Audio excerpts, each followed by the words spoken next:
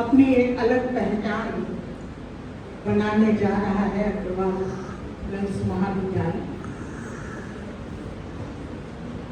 सामने बैठे हुए आदरणीय परम आदरणीय डॉक्टर गोपी गुप्ता साहब, निर्मल जैन जी यहाँ नहीं है।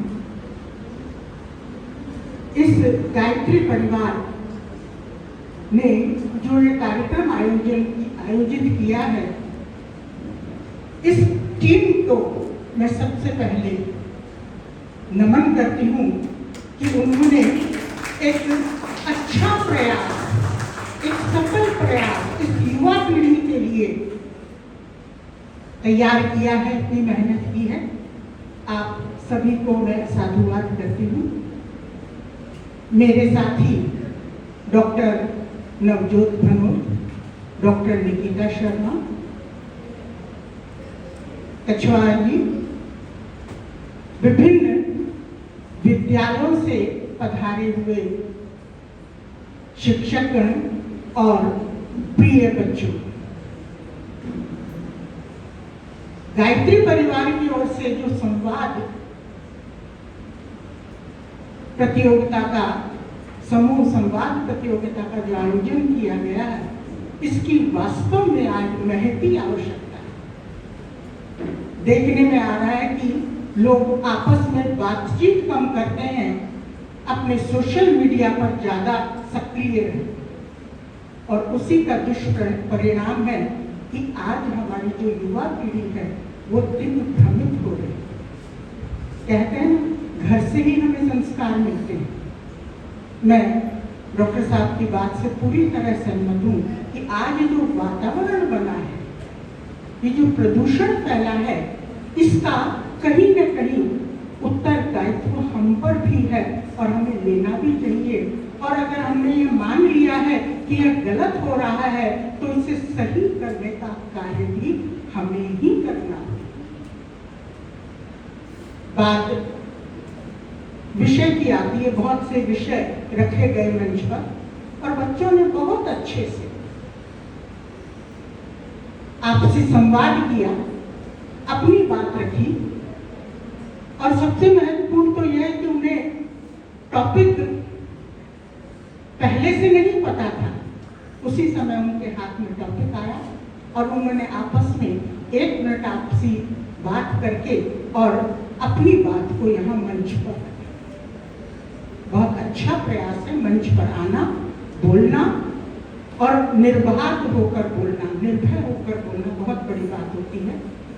लेकिन इसके साथ साथ हमें अपने जीवन में एक संतुलन बनाए रखने की बहुत अधिक आवश्यकता है। संतुलन किसमें? देखिए, हमें ईश्वर ने जो इंद्रियां दी हैं, 5 इंद्रियां, मन, बुद्धि और चित्त, इन सबका समन्वय और संतुलन ही आपके जीवन, आपके व्यक्तित्व का विकास करता है।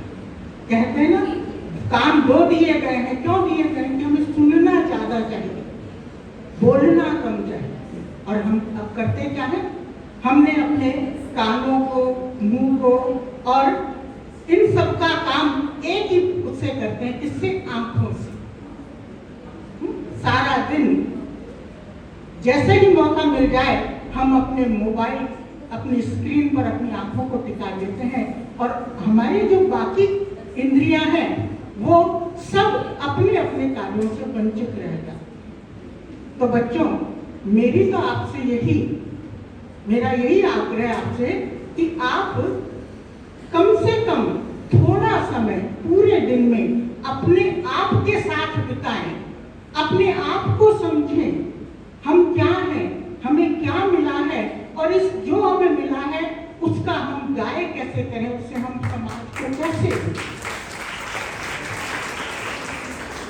यदि आप युवा हैं और जैन जी की आजकल बहुत चर्चा हो रही है, मैं नहीं जानती कि ये कहाँ से शब्द आकर कैसे घुल मिल गया और आज बच्चे की जुबान पर जैन जी है। लेकिन जैन जी है क्या? आपने कभी सोचा है? आपने जानते हैं आप जैन जी क्या है? हम नहीं जानते, बहुत सी चीजें हम नहीं जानते, लेकिन हम भीड़ का हिस्सा बन जाते हैं। हमें भीड़ का हिस्सा नहीं बनना है। ईश्वर ने हमें एक अपना नाम दिया है, अपना स्वरूप दिया है, अपना व्यक्तित्व दिया है। अगर आप उसे आगे बढ़ाएंगे, आप उसे आप इस समय आपकी जिम्मेदारी है अपने खुद के व्यक्तित्व का विकास करना। आप में से कितने लोगों ने विवेकानंद की जीवनी पढ़ी है? बताइए, हाथ खड़ा कीजिए। कितने लोगों ने पढ़ी है? एक भी हाथ नहीं उठा।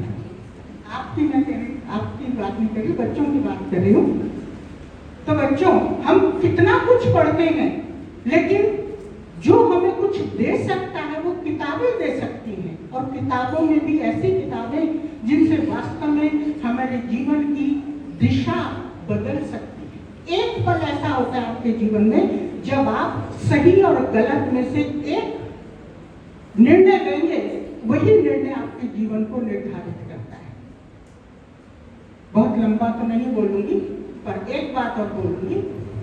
आप बहुत अच्छा बोले सभी बच्चे। ये मैंने माना कि यहाँ पंजाबी संस्कृति का प्रभाव है, उसके कारण उच्चारण में कई बार अशुद्धि हो जाती है।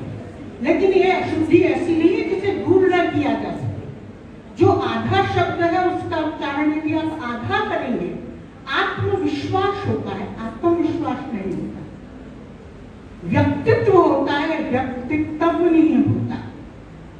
तो ये कोई ऐसी कमी नहीं है जिसे दूर न किया जा सके। थोड़े से प्रयास से आप खुद करेंगे, आपके शिक्षकगण करेंगे, आपके घर वाले करेंगे, तो ये कमी बहुत जल्दी दूर हो जाएगी। मैं पुनः गायत्री परिवार का धन्यवाद करना चाहती हूँ कि मुझे आपसे रूबरू होने का मुझे अवसर मिला। पुनः आभार।